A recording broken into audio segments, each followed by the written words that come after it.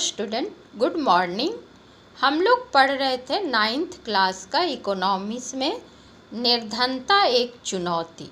तो सबसे पहले बच्चों, आप लोग मेरे चैनल को सब्सक्राइब और लाइक कीजिए। तो हम लोग इस पार्ट का फर्स्ट वीडियो देख चुके हैं जो पार्ट 1 में बनाई थी। आज मैं पार्ट 2 बनाने जा रही हूँ। निर्धनता एक चुनौती। निर्धन मतलब गरीब, जैसा कि मैं पिछले वीडियो में बता चुकी हूँ कि निर्धन उसे कहा जाता है, यानी गरीब उसे कहा जाता है जो अपनी रोज की मूलभूत आवश्यकताएं जो होती है मनुष्य को, उसे वो पूरा नहीं कर पाता है। जैसे रोटी, कपड़ा, मकान, स्वास्थ्य से संबंधित, और अभी शिक्षा भी आ गया है उसमें। तो इन आवश्यकताओं को जो पूरा नहीं कर पाते हैं उसे गरीब माना जाता है। तो गरीबी का भी हर देश में अलग अलग मानक है। जैसे कि अमेरिका में गरीब उसे कहा जाता है जिसके पास कार नहीं हो, लेकिन हमारे देश भारत में अभी भी गरीब उसे कहा जाता है जिसके पास रोटी, कपड़ा, मकान ना हो। कार तो हमारे देश में विलासिता की वस्तुएं हैं। अभी भी भारत में कार जो है वो विलासिता की वस्तु मानी जाती है। तो आइए हम लोग यहाँ से वीडियो का सेकेंड पार्ट शुरू करते हैं। असुरक्षा। असुरक्षा मतलब अपने आप को असुरक्षित महसूस करना, उसे हर समय कोई डर या भय सताते रहना। तो असुरक्षित कौन है? तो असुरक्षित जैसे कि कोई पिछड़ी जाति या जनजाति, या जो शारीरिक रूप से सक्षम नहीं है, जैसे कोई शारीरिक रूप से विकलांग व्यक्ति है, या विधवा है, या पिछड़ी जाति के सदस्य, ये लोग अपने आप को अधिक असुरक्षित महसूस करते हैं। निर्धनता के प्रति असुरक्षा एक माप है जो कुछ विशेष समुदायों या व्यक्तियों या शारीरिक रूप से विकलांग या विधवा के भावी वर्षों में निर्धन होने या निर्धन बने रहने की अधिक संभावना बन जाता है। असुरक्षा का निर्धारण परिसंपत्तियों, शिक्षा, स्वास्थ्य और रोजगार के अवसरों के रूप में जीविका खोजने के लिए विभिन्न समुदायों के पास उपलब्ध विकल्पों से होता है। इसके अलावा इसका विश्लेषण प्राकृतिक आपदाओं, आतंकवाद आदि मामलों में इन समूहों के सक्षम विद्यमान बड़े जोखिमों के आधार पर किया जाता है।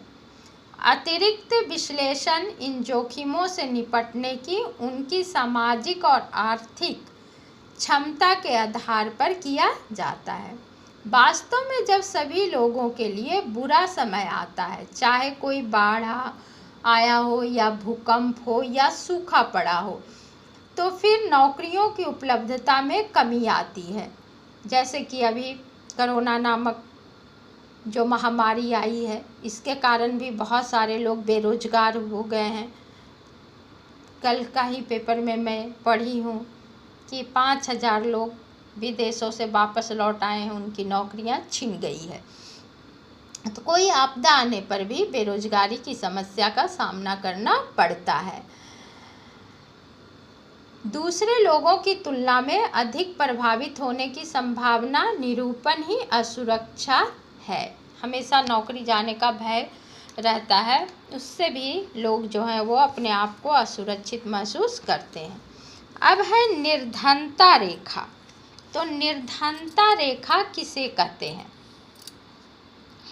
निर्धनता का आकलन करने की सामान्य विधि आय या उपभोग के स्तर पर आधारित है। भारत में निर्धनता रेखा का आकलन करते समय न्यूनतम भोजन, कपड़ा, ईंधन, जूता, बिजली, शैक्षिक एवं चिकित्सीय आवश्यकताओं को ध्यान में रखा जाता है। चालू खाद्य आवश्यकता का सूत्र कैलोरी पर आधारित है। भारत में स्वीकृत कैलोरी की आवश्यकता ग्रामीण क्षेत्रों में प्रति व्यक्ति 2400 कैलोरी है एवं शहरी क्षेत्रों में प्रति व्यक्ति 2100 कैलोरी है। अब आइए बच्चे ये समझने का कोशिश करते हैं कि कैलोरी किसे कहते हैं। तो कैलोरी जो हम लोग भोजन जो प्राप्त करते हैं, भोजन ग्रहण करते हैं, यानी भोजन जो खाना जो हम लोग खाते हैं उससे जो हमें ऊर्जा मिलती है, ताकत मिलती है, उसको क्या कहते हैं? कैलोरी कहते हैं। यानी कि ऊर्जा की इकाई है। कैलोरी क्या है? ऊर्जा की इकाई है, जिसका प्रयोग खाने में ऊर्जा की मात्रा को मापने के लिए किया जाता है। यह ऊर्जा हमारे शरीर को खाना खाने से मिलती है। हमें अपने जीवन के रोजाना के कार्य करने के लिए पर्याप्त मात्रा में कैलोरी लेना जरूरी है। तो इसमें भोजन में क्या क्या चाहिए? फल भी चाहिए, दूध चाहिए, दाल चाहिए, हरी सब्जियां चाहिए। ये सब मिला के हमें जो हमारे शरीर को कैलोरी मिलती है वो हमें कहाँ से मिलती है? भोजन से मिलती है। आप लोग को समझ में आ गया होगा कि कैलोरी किसे कहते हैं बच्चों।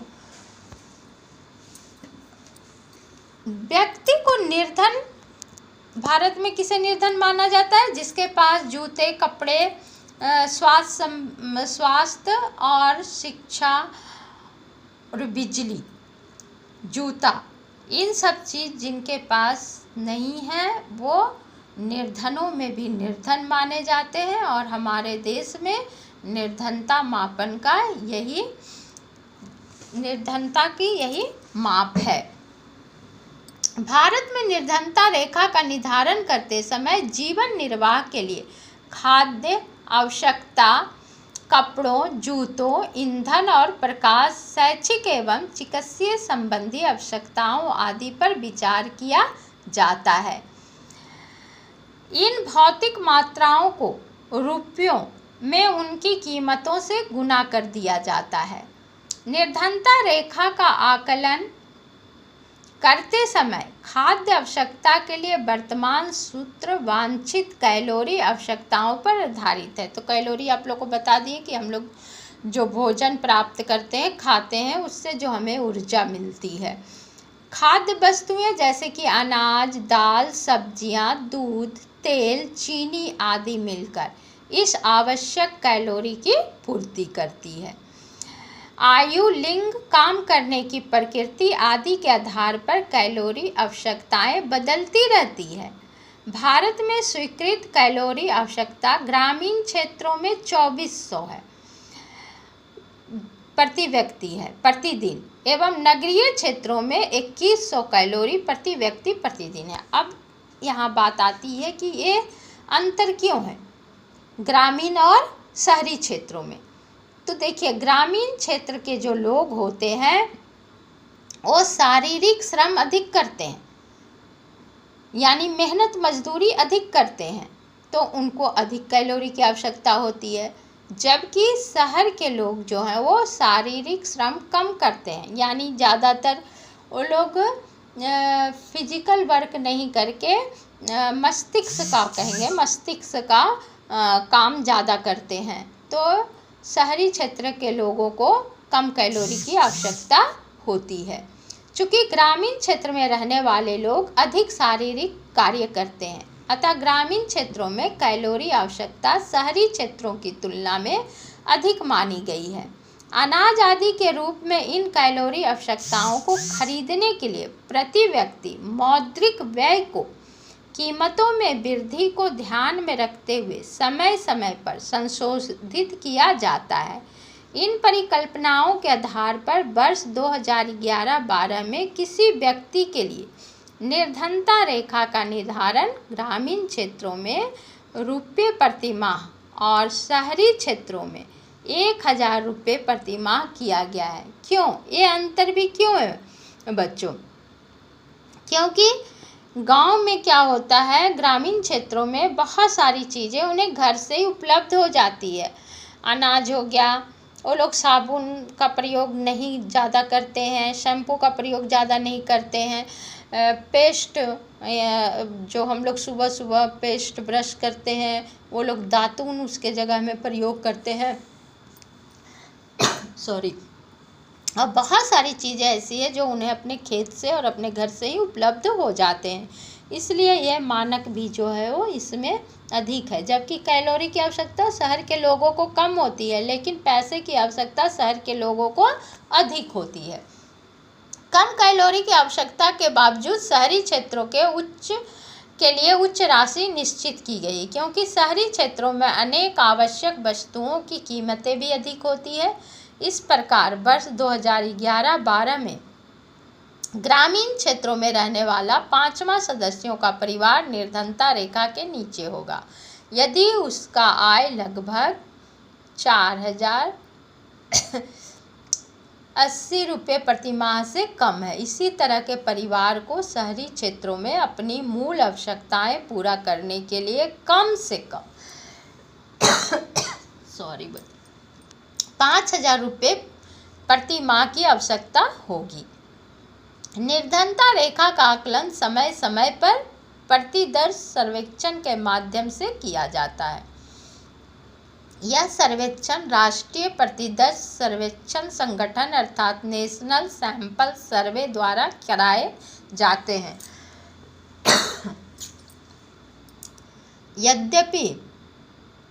तथापि विकासशील देशों के बीच तुलना करने के लिए विश्व बैंक जैसे अनेक अंतर्राष्ट्रीय संगठन निर्धनता रेखा के लिए एक समान मानक का प्रयोग करते हैं, जैसे $1 प्रति व्यक्ति प्रतिदिन के समतुल्य न्यूनतम उपलब्धता के आधार पर है।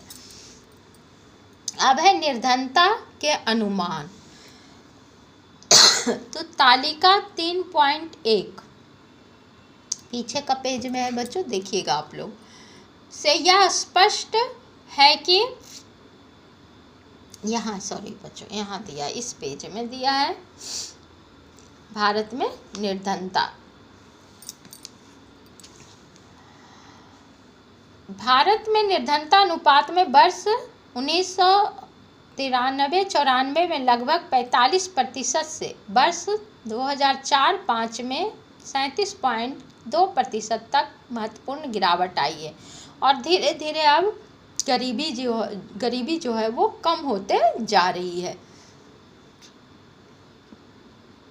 वर्ष 2011-12 में निर्धनता रेखा के नीचे के निर्धनों का अनुपात और भी नीचे गिर गया है, 21.9% पर आ गया है। यदि यही प्रवृत्ति रही तो अगले कुछ वर्षों में निर्धनता रेखा से नीचे के लोगों की संख्या जो है वो और घट जाएगी। यद्यपि निर्धनता रेखा से नीचे रहने वाले लोगों का प्रतिशत पूर्व के 2 दशकों में गिरा है।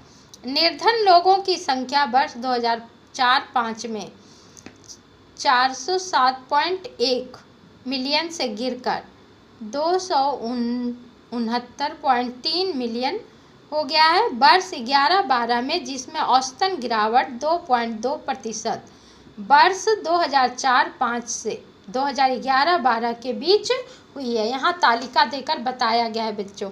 देखिए, अनुसूचित जनजातियाँ ये सबसे ज़्यादा गरीबी रेखा को झेल रहा है। अनुसूचित जाति ग्रामीण भारत में तालिका के माध्यम से यहाँ बताया गया है कि भारतीय समूह और आर्थिक वर्ग सर्वाधिक असुरक्षित समूह कौन से हैं। अब आइए इधर देखते हैं असुरक्षित समूह। निर्धनता रेखा के नीचे के लोगों का अनुपात भी भारत में सभी सामाजिक समूहों और आर्थिक वर्गों में एक समान नहीं है। जो सामाजिक समूह निर्धनता के प्रति सर्वाधिक असुरक्षित है वो है अनुसूचित जाति और अनुसूचित जनजाति के परिवार। इस प्रकार आर्थिक समूहों में सर्वाधिक असुरक्षित समूह कौन है? ग्रामीण, कृषक, श्रमिक परिवार और नगरीय अनियमित मजदूर परिवार। गांव में जो है वो कृषक और शहर में रोज डेली मजदूरी करने वाले लोग। निम्नलिखित आरेख 3.1 इन सभी समूहों में निर्धनों के लिए निर्धन लोगों के प्रतिशत को दर्शाता है। यहाँ पे देखिएगा, यद्यपि निर्धनता रेखा के नीचे के लोगों का औसत भारत में सभी समूहों के लिए 26 ही है। अनुसूचित जनजातियों के 100 में से 51 लोग अपनी मूल आवश्यकताओं को पूरा करने में असमर्थ हैं। मूल आवश्यकताएं यानी कि रोटी, कपड़ा, मकान। इसी तरह नगरीय क्षेत्रों में 50% अनियमित मजदूर निर्धनता रेखा के नीचे हैं। 50% जो है वो भूमिहीन कृषक है, जिनके पास अपनी जमीन जायदाद, खेत नहीं है। 43% अनुसूचित जातियां भी निर्धन है। अनुसूचित जनजाति या अनुसूचित जनजाति के सामाजिक रूप से सुविधा वंचित सामाजिक समूहों का भूमिहीन अनियत दिहाड़ी श्रमिक हैं। उनकी दोहरी असुविधा की समस्या की गंभीरता को दिखाता है। हाल के कुछ वर्षों में सरकार के द्वारा उन्हें भी बहुत सारी योजनाएं उनके लिए लागू की जा रही है, लेकिन वो लोग अधिक शिक्षित नहीं होते हैं, जिसके कारण इन सुविधाओं का वो लाभ नहीं उठा पाते हैं बच्चों। अब देखिए, यहाँ अध्ययनों ने दर्शाया कि 1990 के दशक के दौरान अनुसूचित जनजाति परिवारों को छोड़कर अन्य सभी तीनों समूह, अनुसूचित जाति, ग्रामीण श्रमिक, कृषक और शहरी अनियमित मजदूर यानी दिहाड़ी मजदूर में निर्धनता में कमी आई है। इन सामाजिक समूहों के अतिरिक्त परिवारों में भी आय जो है वो असमानता है। एक ही घर का एक परिवार थोड़ा अधिक पैसे वाला होता है या धनी होता है, दूसरा जो है उसी घर का भाई या उसके कोई परिवार जो है वो अधिक गरीब होते हैं। निर्धन परिवारों में सभी लोगों को कठिनाइयों का सामना करना पड़ता है, लेकिन कुछ लोग दूसरों से अधिक कठिनाइयों का सामना करते हैं। महिलाओं, वृद्ध लोगों और बच्चियों को भी सुव्यवस्थित ढंग से परिवार के उपलब्ध संसाधनों तक पहुंच से वंचित किया जाता है। क्या होता है, गरीबी के कारण लोग महिलाओं और घर के जो बुजुर्ग होते हैं उनको, और ख़ास करके लड़कियों के तरफ उतना ध्यान खाने पीने का नहीं दिया जाता है। सोचते हैं कि ये लोग तो घर पे ही रहते हैं, जो लोग मेहनत मजदूरी करते हैं उनके खाने पीने पर ज़्यादा ध्यान दिया जाता है। इसलिए महिलाएं, शिशु, विशेषकर बच्चियां और वृद्ध निर्धनों में भी निर्धन होते हैं। तो निर्धनों में भी निर्धन कौन है? वृद्ध, बच्चियां और महिलाएं। अब यहाँ एक कहानी है बच्चों, इसे आप लोग देखिएगा कि किस तरह से गरीबी के कारण जो है वो छोटा मोटा काम करके अपने परिवार को चलाता है। इस कहानी को अगर हम लोग लेंगे तो वीडियो फिर बहुत लंबा हो जाएगा। अब है अंतर्राज्यीय असमानताएं। देखिए, हर राज्य में गरीबी का अनुपात जो है वो अलग होता है क्योंकि अब जैसे उड़ीसा को ही लिया जाए, क्योंकि वहाँ गरीबी अधिक है, इसलिए हर साल वहाँ कोई ना कोई तूफान आता है, सुनामी आती है, जिसके कारण वहाँ गरीबी है, क्योंकि लोग के घर डूब जाते हैं, कपड़े लत्ते, सामान, अनाज सब बह जाते हैं, तो इसलिए वहाँ जो है अधिक गरीबी है। तो प्रत्येक राज्यों में जो है गरीबी का अनुपात जो है या माप जो है वो अलग होता है।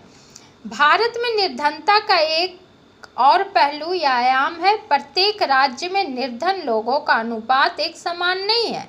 यद्यपि 1970 के दशक के प्रारंभ से राज्य स्तरीय निर्धनता में सुदीर्घकालिक कमी हुई है। निर्धनता कम करने में सफलता की दर विभिन्न राज्यों में अलग अलग है। वर्ष 2011-12 भारत में निर्धनता अनुपात 22% है। कुछ राज्य जैसे कि मध्य प्रदेश, असम, उत्तर प्रदेश, बिहार और उड़ीसा में निर्धनता अनुपात जो है वो राष्ट्रीय अनुपात से ज़्यादा है, जैसा कि आरेख 3.2 में हम लोग पीछे पेज में देखे हैं। बिहार और उड़ीसा क्रमशः 33.7 और 32.6% निर्धनता औसत के साथ दो सर्वाधिक निर्धन राज्य बने हुए हैं। उड़ीसा, मध्य प्रदेश, बिहार और उत्तर प्रदेश में ग्रामीण निर्धनता के साथ नगरीय निर्धनता भी अधिक है। इसकी तुलना में केरल, जम्मू कश्मीर, आंध्र प्रदेश, तमिलनाडु, गुजरात और पश्चिम बंगाल में निर्धनता में उल्लेखनीय गिरावट आई है। पंजाब और हरियाणा जैसे राज्य उच्च कृषि वृद्धि से निर्धनता कम करने में पारंपरिक रूप से सफल रहे हैं। तो देखिए बच्चों, पंजाब और हरियाणा में निर्धनता में कमी आई है क्योंकि ये लोग खेती करके अधिक अनाज उपजाए हैं हरित क्रांति के द्वारा, जिसको कहेंगे हरित क्रांति के द्वारा इन लोगों ने निर्धनता पर कमी कर पाई है।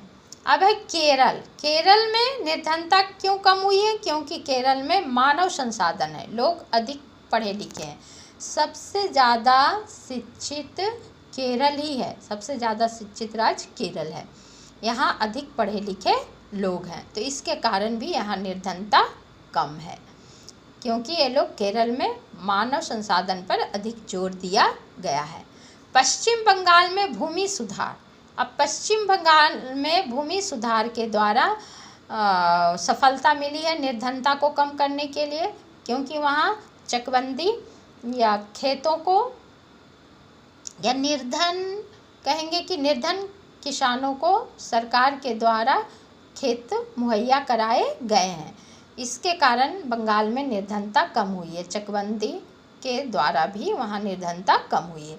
आंध्र प्रदेश और तमिलनाडु में अनाज का सर्वाधिक वितरण इसमें सुधार का कारण हो सकता है। और आंध्र प्रदेश, तमिलनाडु में चावल की खेती बहुत होती है और सरकार के द्वारा गरीबों में अनाज का वितरण किया जाता है, इससे भी वहाँ गरीबी में कमी आई है। अब है वैश्विक निर्धनता। तो वैश्विक, जैसे कि पिछला चैप्टर में भी हम लोग पढ़े, वैश्विक का मतलब होता है पूरा विश्व में निर्धनता का परिदृश्य के बारे में हम लोग देखेंगे। तो विकासशील देशों में अत्यंत आर्थिक निर्धनता विश्व बैंक की परिभाषा के अनुसार प्रतिदिन 1.25 से कम पर जीवन निर्वाह करना में रहने वाले लोग का अनुपात जो है वो 1990 के 43% से गिरकर 2008 में 22% हो गया है। यद्यपि वैश्विक निर्धनता में उल्लेखनीय गिरावट आई है, लेकिन इसमें बृहत क्षेत्रीय भिन्नताएं पाई जाती है। तीव्र आर्थिक प्रगति और मानव संसाधन विकास में बृहत निवेश के कारण चीन और दक्षिण पूर्व एशिया के देशों में निर्धनता में विशेष कमी आई। तो जिस तरह से हम लोग देखें कि राज्यों में निर्धनता का अनुपात में अंतर है, उसी तरह से पूरे विश्व स्तर पर देखें तो विश्व के बहुत सारे देश ऐसे हैं जिसमें निर्धनता का मानक जो है वो अलग अलग है। और चीन और दक्षिण पूर्व एशिया में निर्धनता में विशेष कमी आई है। क्यों? ये लोग भी मानव संसाधन विकास में बहुत अधिक निवेश कर रहे हैं। चीन में निर्धनों की संख्या 1981 से के 85% से घटकर 2008 में 14% और 2011 में 6% रह गई है। दक्षिण एशिया के देश कौन कौन है? भारत, पाकिस्तान, श्रीलंका, नेपाल, बांग्लादेश, भूटान में निर्धनों की संख्या में गिरावट इतनी तीव्र नहीं है।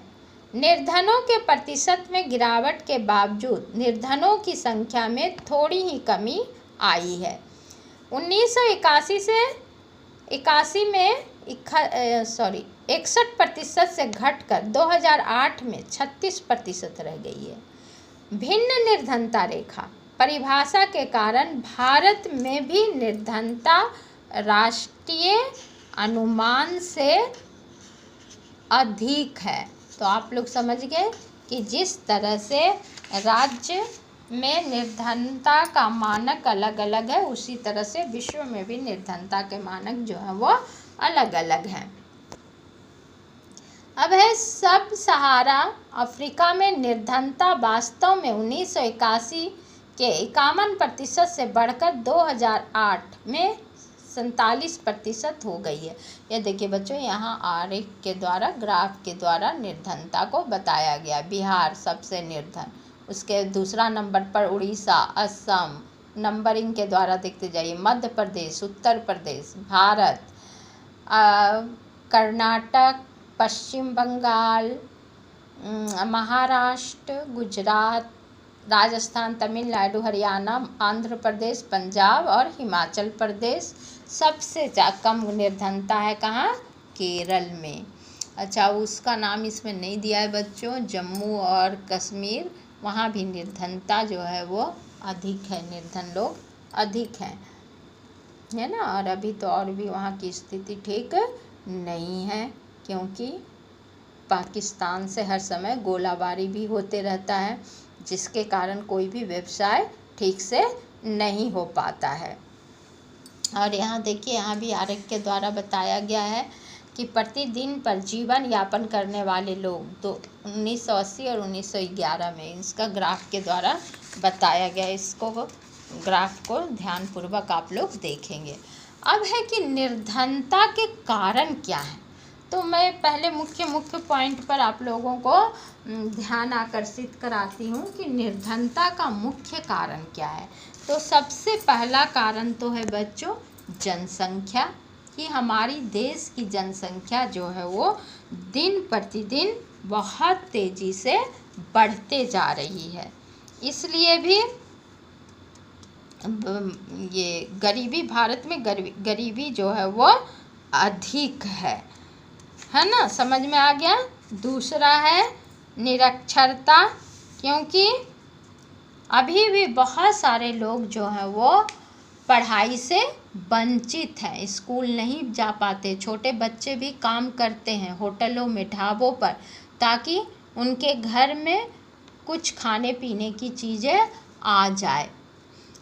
तीसरा है सिंचाई का समुचित साधन नहीं है, इसके कारण भी निर्धनता है।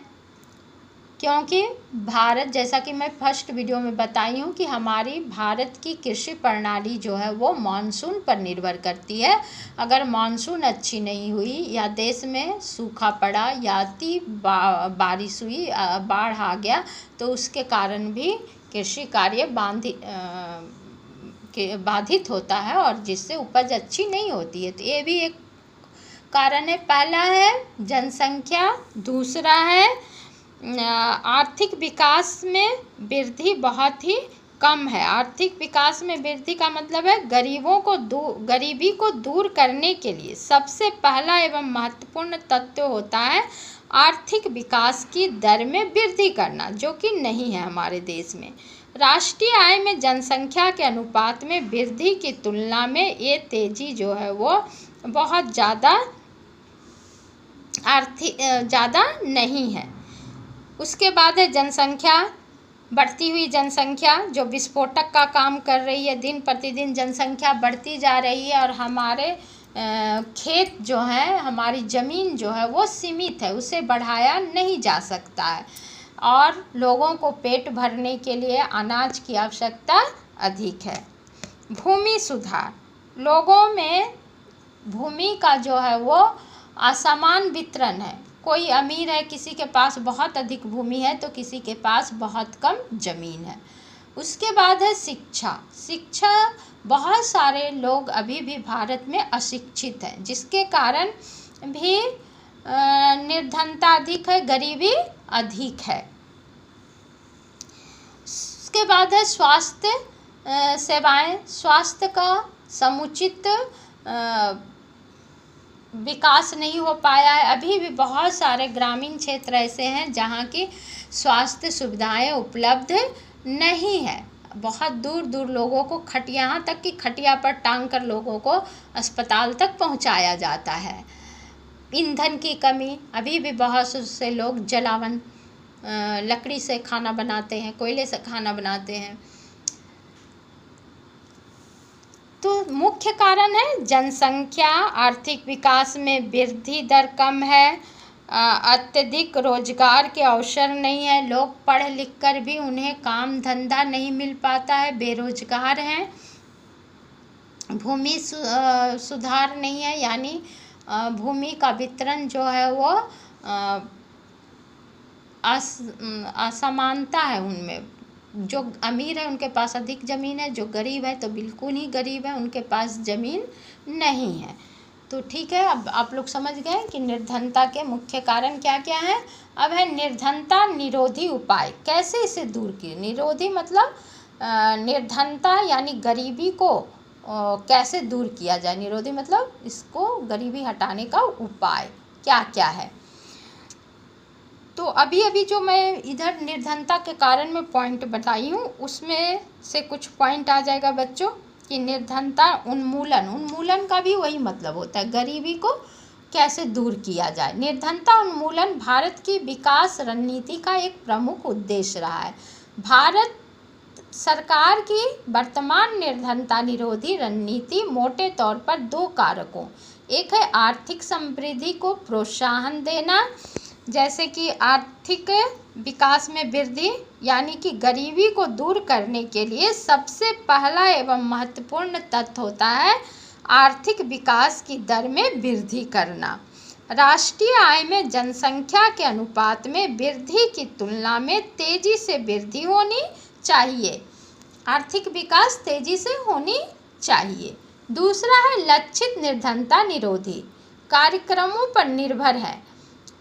1980 के दशक के आरंभ तक समाप्त हुए 30 वर्ष की अवधि के दौरान प्रति व्यक्ति आय में कोई वृद्धि नहीं हुई है और निर्धनता में भी अधिक कमी नहीं आई है।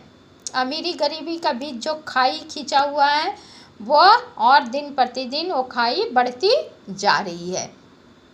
1950 के दशक के आरंभ में आधिकारिक निर्धनता अनुमान 45% का था और 1980 के दशक के आरंभ में भी वही बना रहा।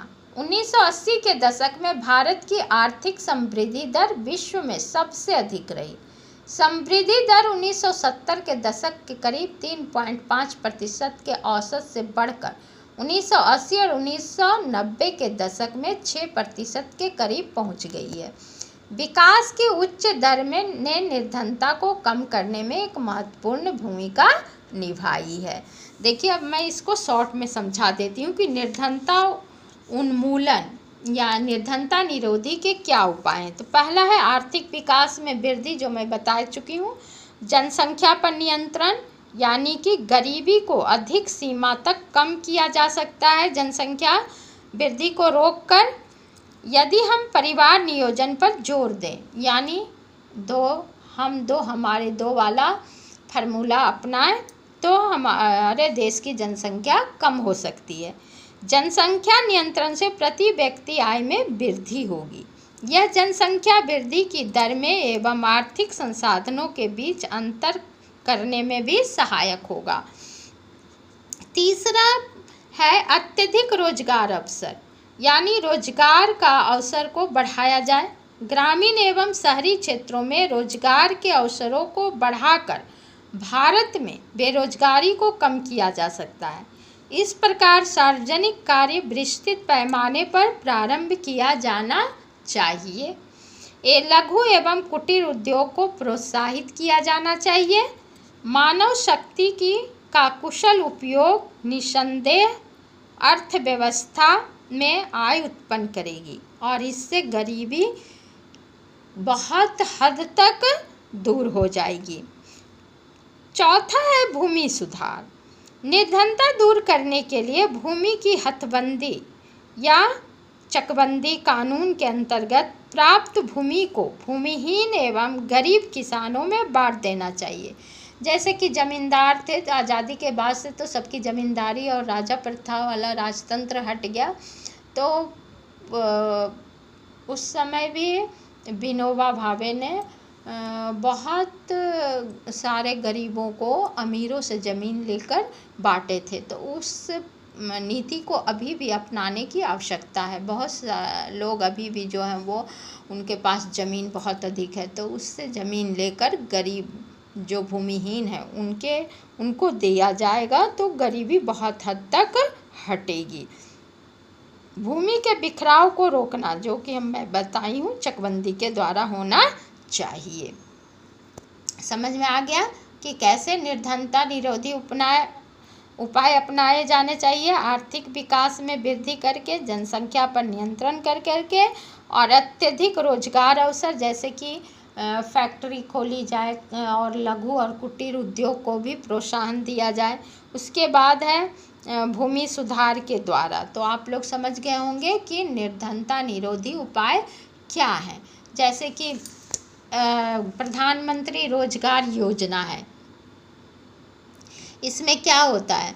इसमें होता है कि ग्रामीण क्षेत्र में सड़कें बनवाई जाती है, नहरें बनवाई जाते हैं, तालाब खुदवाए जाते हैं। तो ऐसे में लोगों को काम पर लगाया जाए, और ये प्रधानमंत्री रोजगार योजना के तहत किया जाता है। तो इससे भी लोगों को काम मिलता है, रोजगार मिलता है, और लोग जो हैं वो शहरों की तरफ नहीं भागेंगे। और एक है केंद्र सरकार के द्वारा राष्ट्रीय रोजगार गारंटी कोष भी स्थापित किया जाना चाहिए। तो इससे भी क्या होगा? इससे भी निर्धनता में कमी आएगी। और एक यहाँ है महात्मा गांधी राष्ट्रीय ग्रामीण रोजगार अधिनियम, जिसको मनरेगा या नरेगा के नाम से भी जाना जाता है। और ये 2005 में मनरेगा का उद्देश्य 2005 में शुरू किया गया था। इसका उद्देश्य था ग्रामीण क्षेत्रों में आजीविका सुरक्षित करने के लिए, ताकि लोग शहर की तरफ ना भागें और लोगों को काम दिया जाए। घर के लिए मजदूरी रोजगार कम से कम 100 दिनों के लिए उपलब्ध कराया जाना चाहिए। टीवी में ऐड आता है बच्चों, आप लोग देखते होंगे कि सरकार ने मनरेगा में 100 दिनों की काम उपलब्ध कराने का वादा किया है। अगर उन्हें 100 दिन के अंदर अगर उन्हें रोजगार नहीं मिलता है तो उन्हें बेरोजगारी भत्ता दिया जाता है। इससे भी गरीबी को कम करने में बहुत अधिक सहायता मिली है, और इसमें 1/3 रोजगार जो है वो महिलाओं के लिए सुरक्षित कर दिया गया है। तो इससे भी गरीबी में कमी आई है। और बहुत सारी योजनाएं प्रधानमंत्री के द्वारा चलाई गई है। एक है अंत्योदय अन्न योजना, जिसके बारे में आप लोग अगले अध्याय में विस्तार से पढ़ेंगे कि अंत्योदय क्या है। फिर भी मैं यहाँ पे आप लोगों को बता देती हूँ कि अंत्योदय योजना क्या है। यह राज्य द्वारा गरीबों के जीवन स्तर के विकास के लिए प्रारंभ किया गया कार्यक्रम है। इस कार्यक्रम के अंतर्गत गरीब परिवारों को भूमि के आवंटन, आवास, घर के निर्माण के लिए वित्तीय सहायता, पशु के क्रय एवं लघु उद्योग के निर्माण के रूप में सहायता प्रदान की जाती है। तो आज यहीं तक रखते हैं बच्चों, क्योंकि ये पार्ट जो है वो बहुत बड़ा है और इम्पोर्टेंट पार्ट भी है।